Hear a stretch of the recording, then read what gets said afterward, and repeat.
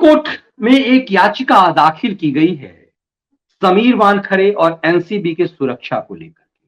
नवाब मलिक के कंट्रोल में, नियंत्रण में नवाब मलिक से जांच एजेंसियों को भय को लेकर के।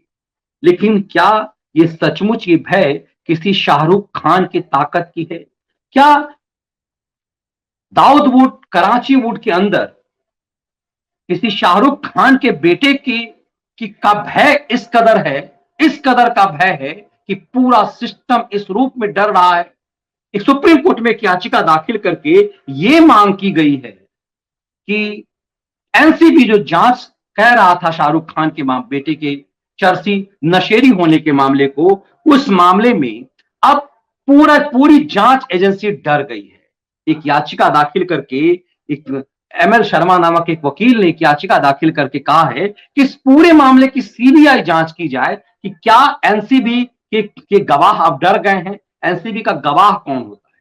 खुद जांच अधिकारी, जो सबसे बड़ा गवाह इस मामले में जांच अधिकारी होता है। और वो कौन है? वो जोनल डायरेक्टर समीर वानखड़े है। और समीर वानखड़े क्या कर रहा है? दर दर की ठोकरें खा रहा है। समीर वानखड़े कभी चीफ मिनिस्टर के पास गुहार लगाता है उसे बचाया जाए। समीर वानखड़े जांच अधिकारी है और इस देश में पहली बार किसी मामले के जांच अधिकारी के घरेलू मामले में एंट्री की गई और उससे उसकी जाति को लेकर के, उसके मजहब को लेकर के, उसके पिता की नौकरी को लेकर के, उसके बहन की मूवमेंट को लेकर के, उसकी शादी को लेकर के मुद्दा इस देश में कभी नहीं उठा कि कोई मामले की जांच करने वाले जांच एजेंसी का इंटरनल इस ढंग से एंट्री हो जाए। और पूरे परिवार को भय दिखाया गया। इसीलिए जब शाहरुख खान के बेटे की जमानत हो गई, उसके बाद पूरा जश्न मुंबई में बॉलीवुड ने मनाया। शाहरुख खान छत पर आए, हजारों की संख्या में इस देश की निर्लज्जता पूर्वक एक नशेड़ी का सम्मान में पूरी तरह से वो सामने आ गए। और ये चौंकाने वाली चीजें देख करके समीर वानखड़े को यह डर लग गया कि यदि एक नशेड़ी, एक चर्सी को जब जेल भेजा गया, उसे जब जमानत मिली कठोर शर्तों के साथ, तो मैंने एक वीडियो विश्लेषण आपके लिए किया है कि शाहरुख खान के बेटे को जिन कठोर शर्तों पर जमानत मिली है, मुझे कम याद आता है इतनी कठोर शर्तों पर जमानत होती है।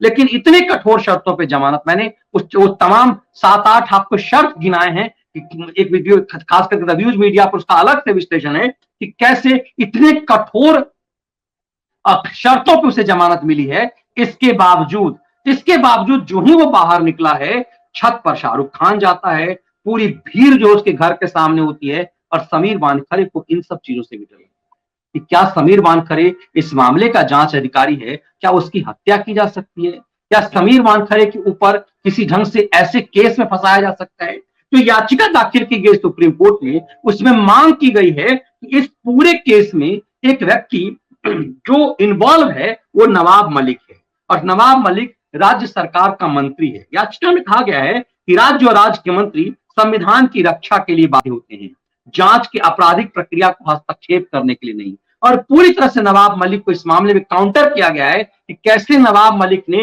रोज रोज प्रेस कॉन्फ्रेंस करके इस मामले के जांच अधिकारी को डराया है और मीडिया में लगातार उस मंत्री के, नवाब मलिक के बाइट को, उसी को सच मानते हुए पूरे प्रोसिक्यूशन में जांच एजेंसी से ज्यादा बड़ा उस मंत्री के बयान के ऊपर जो बिना किसी फैक्ट के आधार पर थे। और इस याचिका में कहा गया है कि एक सरकार का मंत्री यदि सिस्टम में, संविधान में कानून की अवहेलना करेगा और डराएगा किसी जांच अधिकारी को, फिर काम करना मुश्किल होगा।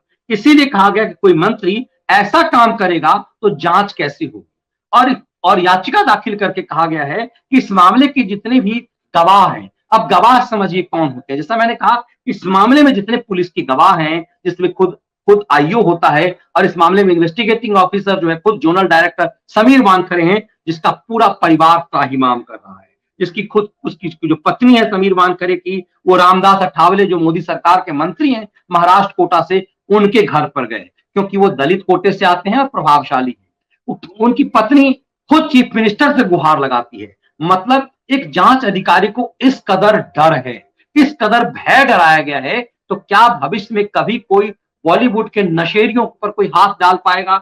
और इसीलिए ये याचिका सुप्रीम कोर्ट में जो है वो बेहद महत्वपूर्ण है।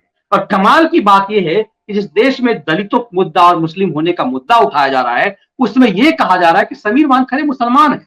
लेकिन इसका मतलब क्या है? उसका मुसलमान होना यदि वो है तो ये अपराध है उसका दलित इस देश में कई सारे ऐसे लोग हैं जिन्होंने दलित होते हुए मजहब बदले और उसके फायदे ले रहे हैं। कई चीजें तो ये कहा सवाल उठाया जा रहा है कि जब पंजाब का मुख्यमंत्री जो खुद को दलित कह रहा है उसने मजहब बदला और सिख हो गया तो फिर दलित कैसे हुआ। इन तमाम चीजों से लेकर के यह भी सवाल उठता है कि आखिर राहुल गांधी के पिता जब दादाजी जब फिरोज खान गांधी हैं तो वो हिंदू कैसे हो गए, जिन्हें उधारी ब्राह्मण कैसे हो गए।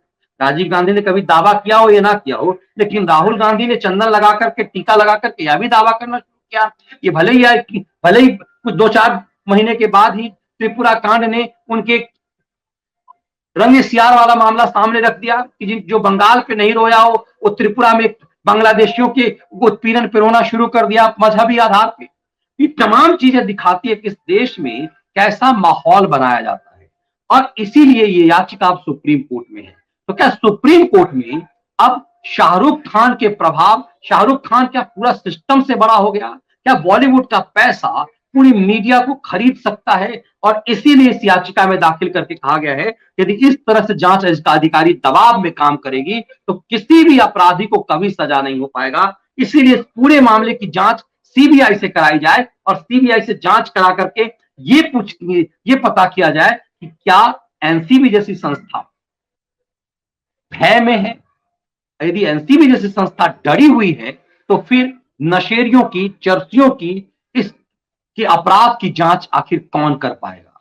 ये याचिका अपने आप में शाहरुख खानों के लिए परेशानी का सबब है। और आज हम दिन में एक विश्लेषण कर रहे थे जिसका हम अलग से न्यूज मीडिया पर आपको उसका विश्लेषण देंगे कि कैसे इस देश में एक विक्टिम कार्ड खेला जाता है। इस देश में अल्पसंख्यक प्रताड़ित है, लेकिन इस देश ने देखा कि एक शाहरुख खान के लिए कैसे पूरी मीडिया उसके बेटे के लिए महिमा मंडन करने लगी।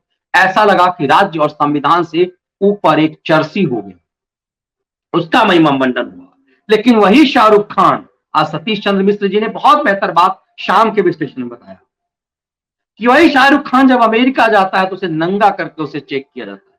लेकिन इसी देश का दूसरा अभिनेता यदि जाता है, अमिताभ बच्चन जाते हैं, लता मंगेशकर जाती हैं या कोई बॉलीवुड का कलाकार वैसा जाता हो, उसके साथ ऐसा नहीं होता। ऐसा क्यों है उसका विश्लेषण मैंने उस वीडियो में किया है, आप बेहतर समझ में आएंगे। तब ये समझ में आता है कि इस देश में मजहबी नशे के रूप में किस तरह से एक अपराधी को बचाया जाता है और फिर उसका महिमा मंडन किया जाता है और दूसरे पक्ष में कैसे उसका विक्टिम कार्ड खेला जाता है।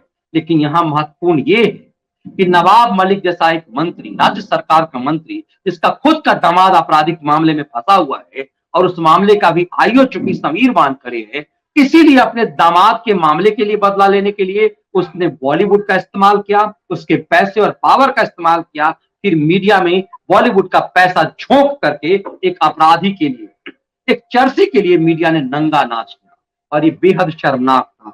इन्हीं सब मुद्दों को लेकर के सुप्रीम कोर्ट में एक याचिका दाखिल की गई है। दिलचस्प देखना यह है कि सुप्रीम कोर्ट इस मामले को कितनी गंभीरता से लेता है।